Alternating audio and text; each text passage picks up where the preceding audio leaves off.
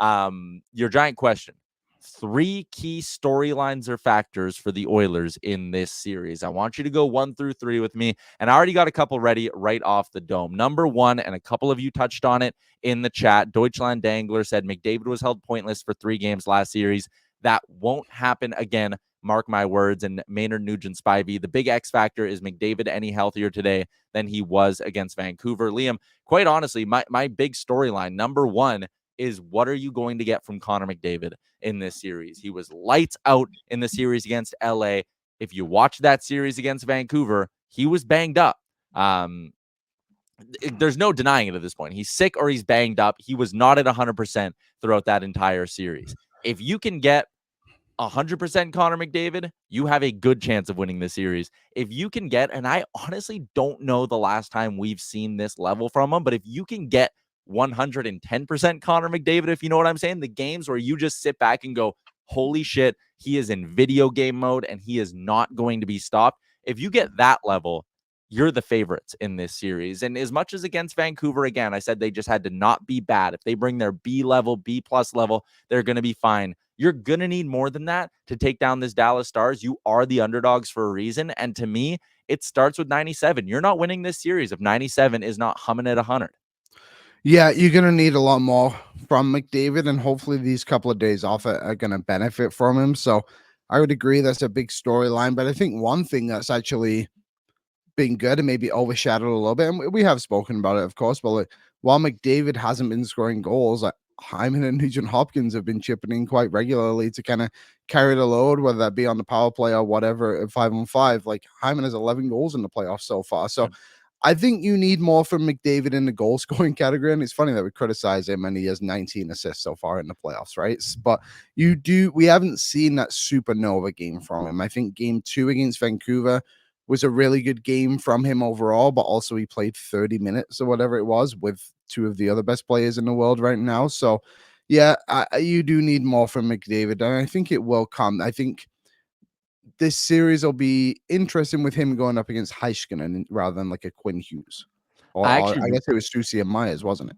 Yeah, I'm really intrigued actually to ask Brian Ray about which D pairing he thinks is best suited to go up against Connor McDavid, and maybe which one's better to go up against the Leon Draisaitl line, because I do think it's an interesting decision for Pete DeBoer to have to make.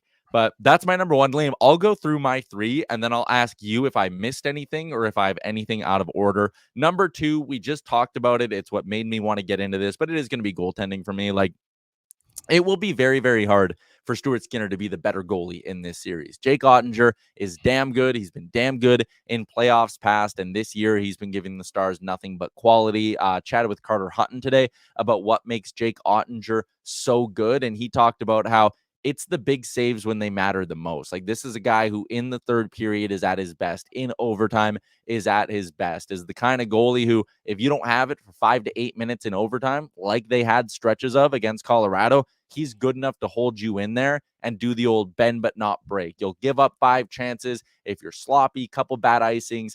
Dallas just plays with the confidence that Jake Ottinger can backstop and make up for a lot of their mistakes. Stuart Skinner has to give the Oilers that same confidence. Yeah, I would agree. But one thing I want to counter on Ottinger, and you may counter back at me. The Oilers' offense is way better than what Colorado was able to provide, right? So the Oilers might be able to get higher chances against him, better opportunities, like come at more waves. Like Colorado were basically guys are falling apart after every single game, weren't they? Like you look at Sean Walker, a guy that they got at the deadline, didn't have a point in the playoffs. Granted, a defenseman, but he was supposed to be this offensive guy for them. Obviously, Nichushkin wasn't in the lineup. Drouin missed some time. So I just think on that side of things, the Oilers are going to be able to expose isn't the right word, because I think it's hard to expose. Ottinger is an elite goalie, but they'll be able to score a few more goals in him than I think other teams have. The tea I was drinking went down the wrong pipe. You can tell I'm all teary-eyed now. Yeah, thank you for carrying on with that answer while I almost died. I didn't even notice. Pure professionalism on my end. All right. Third one I got for you, Liam. And you talked about the offense. And to me, that's going to be massive.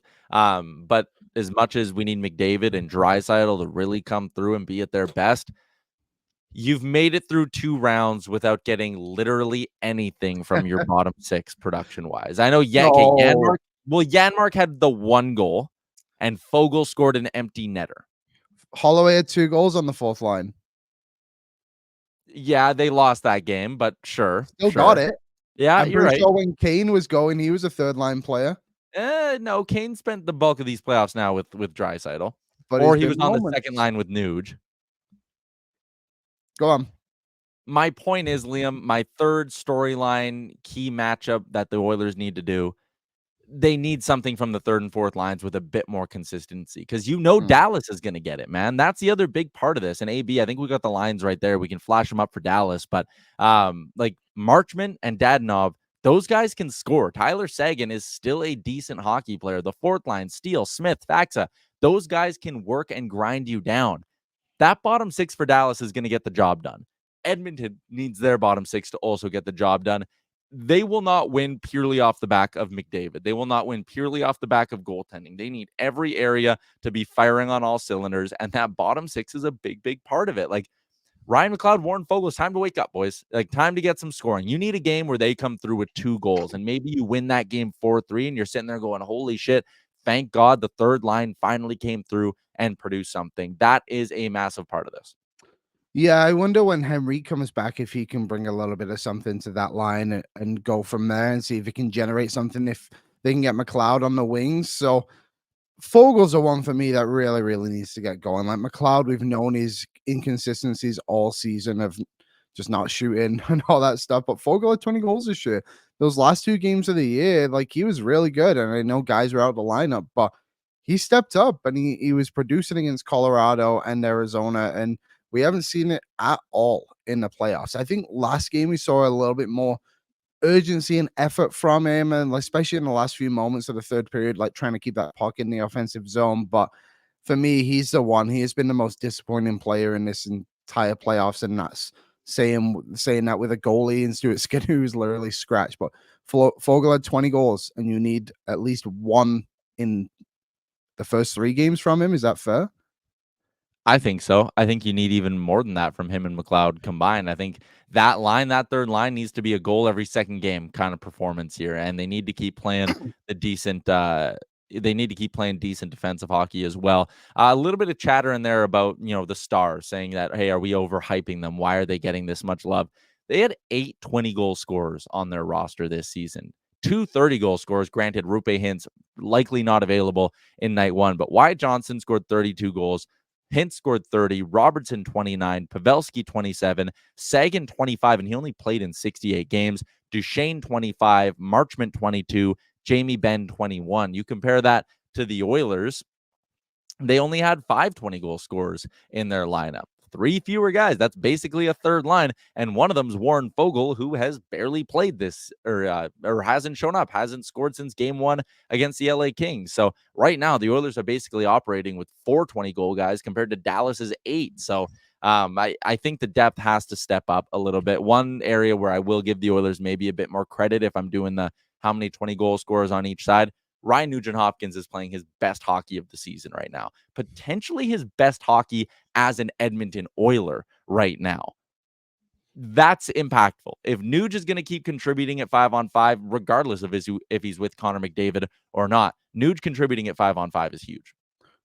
Oh, yeah, very big. You could argue last year, if they got some production from News, they might have gone to this might be their 3rd straight Western Conference Finals appearance, right? Yeah. So it's been big for him to step up, and Hyman too, and Kane. And like you said, like the third line, yes, needs to step up, but you really need that consistent scoring from your top 6 as well. And I think Holloway is going to be a huge X factor in this series if he can keep his wheels going. He's just full of energy, relentless. He seems to have found that scoring touch. And our chat wants to keep talking about Wyatt Johnston. Well, I think Dylan Holloway is on his way to becoming someone like that, right? Like, granted, Johnson is an elite player and going to be a great player for a while, but we've seen really good spurts these last 2 games of what Holloway is capable of doing. So they're going to need that as well as the depth scoring from the bottom 6 in this next round. Yeah, and what I'll say about that comparison is Wyatt Johnson is like an elite play driving forward now for this Dallas team, which Mhm. is what they needed, right? They needed a line outside of, when healthy, Robertson, Hintz, and Pavelski to be able to produce. And Johnson was exactly what they needed. And Dylan Holloway's not going to have the same impact. He's probably never going to be a 30-goal guy in his career. He's going to be a 20, 25 goal scorer. But in terms of giving the Oilers exactly what they needed, much in the way Johnson gave the Stars exactly what they needed, Edmonton needed a fast skating, physical, offensive piece to play in their top six with Leon Draisaitl, and they got that. So from that perspective, I kind of agree. Like, Johnson, again, gave Dallas exactly what they needed. Holloway has also given the Oilers exactly what they needed, which is another high-end offensive piece to put in to their top six. One thing, actually, okay, one more, then I'll get to you, OJ. The special teams matchup. That is one I didn't include it in my top 3 because it's just one of those things that's automatically baked in as a massive advantage for the Oilers. So far in these playoffs, Edmonton's power play is 91.4%, the only penalty kill in the NHL these playoffs amongst all 16 teams to be above 90%. Edmonton Oilers. Dallas's PK is all the way down, ranked 11th, 69.2%. 69.2%. The Oilers' power play, 37.5%. It is a full 6.1% better than the second best power play still standing in these playoffs, which is the New York Rangers at 31.4%. Dallas is down at 29%, 8.5% worse than the Edmonton Oilers. And they haven't played a PK as good as the Oilers yet, which is important. You look at what the 2 PKs they went up against, both very average when you look at the regular season and now in the playoffs. So listen, Dallas hasn't had as much success on the special teams, even though they've arguably had easier special teams matchups. Remember, LA was the 3rd best PK in the regular season. Edmonton absolutely picked them apart. And I see what Daryl Sutter is saying here, saying you can't rely on the power play, Yes, you but can. you can. And They I'm not did. They saying, did. I'm not, Liam, like, I don't think either of us is going to sit here and say power play can score you 3 goals a game, and that's how you're going to win your 4 games in this series. Absolutely not. No one's saying that. But if your penalty kill can be 90 to 95 and your power play can be 40%, you're getting basically a 1-0 advantage every single game you play in. Maybe even a 2-0 advantage every single game you play in. Yeah, and I just think that's how the Oilers are going to win this series. If they do end up winning, it has to be based off what the special teams is doing. And like we spoke about here, the depth scoring not coming through, but what they've been doing on the penalty kill is arguably been just as important in like a weird way. Obviously, goals are more important than anything, but that has to be the way the Oilers are going to get through this series. Relying on that power play. Yes, you can't rely on them to get like 3 or 4 goals a night, but getting 1 a night and then hoping you can get some 5-on-5 scoring isn't a massive demand from anybody. And also, if you go back and look, they basically just went through that series against the Kings and won based off their special teams. Like, if the Kings get a couple of special teams goals, it could probably go the other way, or is at least Yeah. a longer series. So I'm fully that. I just don't understand that narrative. If you can't rely on it, if you go back and look through Stanley Cup history, a lot of the winning teams have great power plays and special teams in general. 100%. Like, go back and look at the last few Stanley Cup champions, man. They all find ways to come through on the power play. Their power plays get hot, scorching hot at some point in their run. So again, I think some people want to diminish it, and I'm not saying 5-on-5 scoring isn't important. Was how many 5-on-5 goals did Edmonton have in Game 7? 2. Was they had 2 of them. Okay, here's another one. Oilers won Game 5 without scoring a power play goal from Daryl Sutter. Yes, that is 100% factual. But if you go back and look, I'm assuming you're referencing Game 5 against Kings. They scored Yeah. literally like 3 seconds after 2 of them. So Yeah. they basically did score 2 power play goals in that game. Yeah. Just looking here really quick. The best power play the NHL has seen in the playoffs, and again, I'm looking at teams who actually went to the conference finals or further, but going through the last 5 playoffs, the best power play in that stretch is Colorado in 21-22. They won the Stanley Cup, did they not? I believe so, yes. Second best power play in that stretch, Tampa Bay in 2020-2021. They won the Stanley Cup. Last time I checked my historical dictionary. Vegas from their cup year, I guess, would be kind of the anomaly in all of that, I suppose. But regardless, like, You need a good power. Oh no, Vegas 22-23 is 8th in that stretch as well, 21.9%. So again, man, you need good power plays if you're going to go on deep playoff runs. And saying that the Oilers need their power play and penalty kill to keep coming through for them, it's not diminishing 5-on-5 play. It's talking about the Oilers needing to take advantage of really potentially the one area in this series where they have exactly that, a clear-cut advantage. Okay, let's get to OJ here because I want to talk about this. I think it's a really interesting point. He's all caps, very fired up. I'm saying their centers aren't shut down the same way that Deneau, Kopitar, and Miller. OJ, I agree with you. And Aaron, can we maybe just flash up the Dallas lines again? And we did, to be fair, we either touched on Oilers Nation Radio or on this show yesterday, but I talked about how there's a bit of pressure on the Oilers wingers to really come through and be productive and win their battles. Because yes, if I put Leon Draisaitl next to Wyatt Johnston, I'm taking Leon Draisaitl to win that battle every single day of the week. If I put Connor McDavid next to Matt Duchene, I'm taking Connor McDavid to win that battle every single day of the week. The difference is going to be if/when Roope Hintz returns in this series. And 2, Jamie Benn's going to be a handful. Jason Robertson's going to be a handful. Like, if you're going to sit there and just talk about the centerman and be like, look, the Oilers haven't, or this is a step down in terms of the quality of defensive centerman they're playing, you got to look at the fact that that blue line is really damn good in Dallas, and they're going to be able to stop you. And these wingers are way better than the wingers they were getting in the past. Vancouver was rolling out Ilya Mikheyev on the top line in an elimination game. Niels Höglander was playing top 6 minutes at one point. Like, these guys you're facing on the wing in Dallas, they are a much deeper team. So yes, maybe the center battle is a little bit easier to look at and go, hey, I feel comfortable with the Oilers there. Everything else isn't.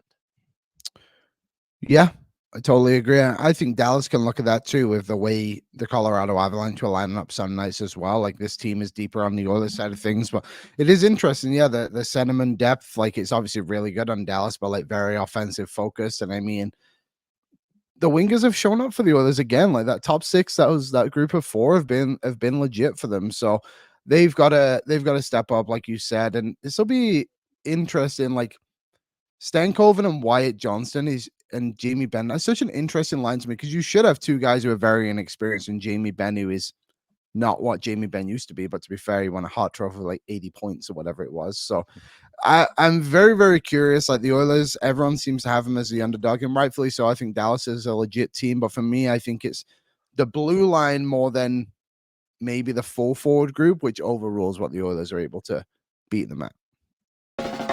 What's up, Nation citizens? If you like that video, then you need to be subscribed to the Oilers Nation YouTube. Podcasts, live shows, exclusive interviews, and analysis.